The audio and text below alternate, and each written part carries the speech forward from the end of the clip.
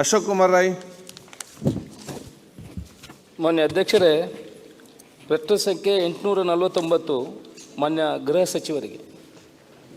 ಮಾನ್ಯ ಅಧ್ಯಕ್ಷರೇ, ಉತ್ತರಗಳನ್ನು ಒದಗಿಸಲಾಗಿದೆ. ಮಾನ್ಯ ಅಧ್ಯಕ್ಷರೇ, ನಾನು ಕೇಳಿರುವಂಥ ಪ್ರಶ್ನೆ, ಚುನಾವಣಾ ಸಮಯದಲ್ಲಿ ನೀತಿ ಸಂಹಿತೆ ಪ್ರಕಾರ ರೈತರಲ್ಲಿರುವ ಕೋವಿಗಳನ್ನು ಅಡವಿಡುವಂಥ ಕ್ರಮ ಇದೆ. ಆದರೆ ಚುನಾವಣೆಗಳು ಆಗಾಗ ಬರ್ತಾ ಇದೆ. ಇಲಾಖೆಯಿಂದಲೂ ಕೂಡ ಉತ್ತರವನ್ನು ಕೊಟ್ಟಿದ್ದಾರೆ. ಚುನಾವಣಾ ಪ್ರಕ್ರಿಯೆಯಲ್ಲಿ ಕೋವಿಯನ್ನು ಅಡವಿಡುವ ಕಾನೂನನ್ನು ತೆಗೀಲಿಕ್ಕೆ ಆಗುವುದಿಲ್ಲ. ಅದೇ ರೀತಿ ಅಡವಿಡುವಂಥ ಸಮಯದಲ್ಲಿ ಏನು 200 ರೂಪಾಯಿ ಈಗ ತೆಗೆದುಕೊಳ್ತಾ ಇದ್ದಾರೆ, ಅದನ್ನು ಕೂಡ ನಾವು ತೆಗೆದುಕೊಳ್ತಿಲ್ವ ಅನ್ನೋ ವಿಚಾರವನ್ನು ತಿಳಿಸಿದ್ದಾರೆ. ಮಾನ್ಯ ಅಧ್ಯಕ್ಷರೇ, ಚುನಾವಣೆಗಳು ಆಗಾಗ ಬರ್ತಾ ಇದೆ. ಈಗ ವರ್ಷಕ್ಕೆ 2-3 ಚುನಾವಣೆಗಳು ಬರ್ತಾ ಇದೆ. ತಾಲೂಕು ಪಂಚಾಯತ್ ಚುನಾವಣೆ ಬರ್ತದೆ, ಜಿಲ್ಲಾ ಪಂಚಾಯತ್ ಚುನಾವಣೆ ಬರ್ತದೆ, ಆನಂತರ ಪಾರ್ಲಿಮೆಂಟ್ ಚುನಾವಣೆ ಬರ್ತದೆ. ರೈತರು ತನ್ನ ಕೋವಿಗಳನ್ನು 3 ತಿಂಗಳು ಪೊಲೀಸ್ ಸ್ಟೇಷನ್ಗಳಿಗೆ ಇಡುವಂಥ ಪ್ರಸಂಗ ಬರ್ತದೆ. ಅದಕ್ಕೆ ಪ್ರತಿ 3 ವರ್ಷಕ್ಕೆ 1,500 ರೂಪಾಯಿ ಚಾರ್ಜ್ ಮಾಡ್ತಾರೆ.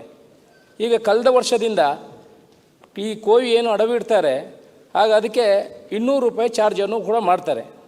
ಬಹುಶಃ ಅಧಿಕಾರಿಗಳು ಇಲ್ಲಿ ಮಾಹಿತಿ ಕೊಡುವಲ್ಲಿ ಗೃಹ ಸಚಿವರಿಗೆ ಸ್ವಲ್ಪ ತಪ್ಪಿದೆ ಅಂತ ತಿಳ್ಕೊಳ್ತೀನಿ.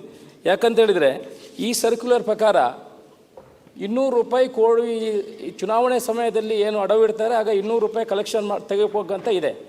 ನಾನು ಕೂಡ 200 ರೂಪಾಯಿ ಇದಕ್ಕೆ ಕಟ್ಟಿದ್ದೀನಿ. ಸುಮಾರು 11,200 ಕೋವಿ ಪರವಾನಗಿ ದಕ್ಷಿಣ ಕನ್ನಡ, ಉಡುಪಿ ಜಿಲ್ಲೆಯಲ್ಲಿ ಇದೆ. ಆದರೂ ಇದಕ್ಕೆ ಈ ಏನು ಕೆಲವು ಭಾಗದಲ್ಲಿ 200 ರೂಪಾಯಿ ಕಲೆಕ್ಷನ್ ಏನು ಕಟ್ತಾರೆ ಚಾರ್ಜಸ್ಸು, ಅದನ್ನು ಕೆಲವು ಪೊಲೀಸ್ ಸ್ಟೇಷನ್ಗಳಲ್ಲಿ ತೆಗೀತಾ ಇಲ್ಲ. ಒಂದು ಭಾಗದಲ್ಲಿ ಮಾತ್ರ ಇದು ಆಗ್ತಾ ಇದೆ. ಅದರಿಂದ ರೈತರ ಏನು ಈ 3 ತಿಂಗಳಲ್ಲಿ ಅಡವಿಡುವುದರಿಂದ, ಚುನಾವಣೆಗಳು ಆಗಾಗ ಬರ್ತಾ ಇರೋದ್ರಿಂದ ರೈತರ ಬೆಲೆ ನಾಶ ಆಗ್ತಾಯಿದೆ. ಈಗಿರುವಂಥ ನ್ಯೂ ಜನ್ರೇಷನ್ ಮಂಗಗಳು ಕೂಡ ಕೋವಿ ನಾವು ಪಟಾಕಿ ಹೊಡೆದ್ರೆ ಅದು ಓಡಿರೋದಿಲ್ಲ, ಕೋವಿಯನ್ನೇ ತೋರಿಸ್ಬೇಕಾಗ್ತದೆ. ನಾವು ಏನು ಬೆಲೆ ನಾಶ ಆಗ್ತಾಯಿದೆ, ಇದಕ್ಕೆ ಸೂಕ್ತ ಪರಿಹಾರವನ್ನು ಕೊಡಬೇಕು ಅಂತ ನಾನು ಗೃಹ ಮಂತ್ರಿ ಹತ್ರ ಕೇಳ್ಕೊಳ್ತಾ ಇದ್ದೇನೆ. ಮಾನ್ಯ ಅಧ್ಯಕ್ಷರೇ, ಈ ಬಂದೂಕುಗಳನ್ನು, ಫೈರ್ ಆರ್ಮ್ಸ್ ಏನಿದೆ, ಅದನ್ನು ಈ ಚುನಾವಣೆ ಸಂದರ್ಭದಲ್ಲಿ ಪೊಲೀಸ್ನವ್ರಿಗೆ ಡಿಪಾಸಿಟ್ ಇಡಬೇಕು ಅಲ್ಲಿ.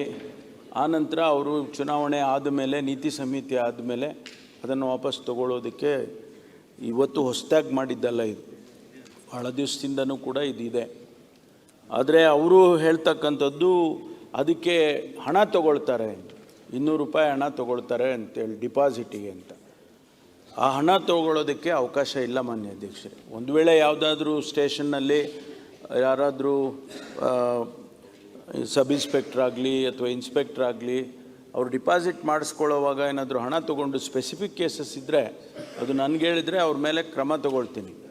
ಆದರೆ ಒಂದು ರೈತರಿಗೆ ಅನಾನುಕೂಲ ಆಗುತ್ತೆ, ಅವರ ಆರ್ಥಿಕ ಸಂಕಷ್ಟಕ್ಕೆ ಸಿಕ್ಕಾಕೊಳ್ತಾರೆ ಅಂತಕ್ಕಂಥ ಮಾತನ್ನೇನು ಹೇಳಿದ್ದಾರೆ, ಅದಕ್ಕೆ ಒಂದು ಎಕ್ಸೆಂಪ್ಷನ್ ಇದೆ. ಎಕ್ಸೆಂಪ್ಷನ್ ಕಮಿಟಿ ಅಂತಲೇ ಒಂದು ಮಾಡಿದ್ದಾರೆ. ಆ ಕಮಿಟಿ ಮುಂದೆ ಅವರು ಅರ್ಜಿ ಹಾಕಿದರೆ ಅವ್ರು ಏನು ಎಕ್ಸ್ಪ್ಲನೇಷನ್ ಕೊಟ್ಟಿರ್ತಾರೆ ಅದರ ಅನುಗುಣವಾಗಿ ಅವರಿಗೆ ಎಕ್ಸೆಂಪ್ಷನ್ ಕೊಡ್ತಾರೆ ಮಾನ್ಯ ಅಧ್ಯಕ್ಷರೇ. ಆದ್ದರಿಂದ ಅಂಥದ್ದು ಯಾರಾದರೂ ಕೂಡ ಒಂದು ವೇಳೆ ನಮಗೆ ತೊಂದರೆ ಆಗುತ್ತೆ, ಆರ್ಥಿಕ ಸಂಕಷ್ಟ ಆಗುತ್ತೆ, ನಮಗೆ ಬೇಕೇ ಬೇಕು ಅನ್ನೋರಿದ್ದರೆ ಅವರಿಗೆ ಅರ್ಜಿ ಹಾಕ್ಕೊಳ್ಬೋದು. ಆ ಎಕ್ಸೆಂಪ್ಷನ್ ಕಮಿಟಿ ಮುಂದೆ ಹೋಗುತ್ತೆ, ಎಕ್ಸೆಂಪ್ಷನ್ ಕೊಡ್ತಾರೆ ಮಾನ್ಯ ಅಧ್ಯಕ್ಷರೇ.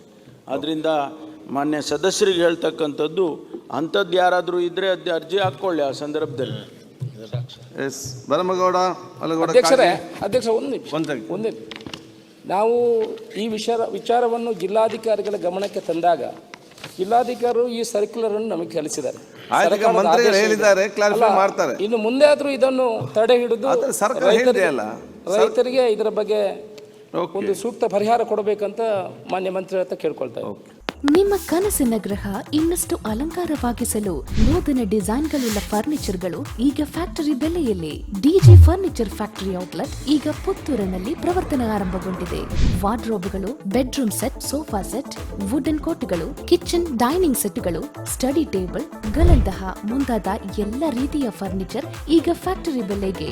ಕನಸಲು ಇಲ್ಲದಂತಹ ಈ ರಿಯಾಯಿತಿ ಬೆಲೆ ಪ್ರಯೋಜನ ಪಡಿಸಿಕೊಳ್ಳಲು ಸಂದರ್ಶಿಸಿ DJ furniture factory outlet, 𝐼𝐻𝐿 complex near Darbe circle, Puttur. Suddi channel, ಕ್ಷಣ ಕ್ಷಣದ ಸುದ್ದಿಗಾಗಿ.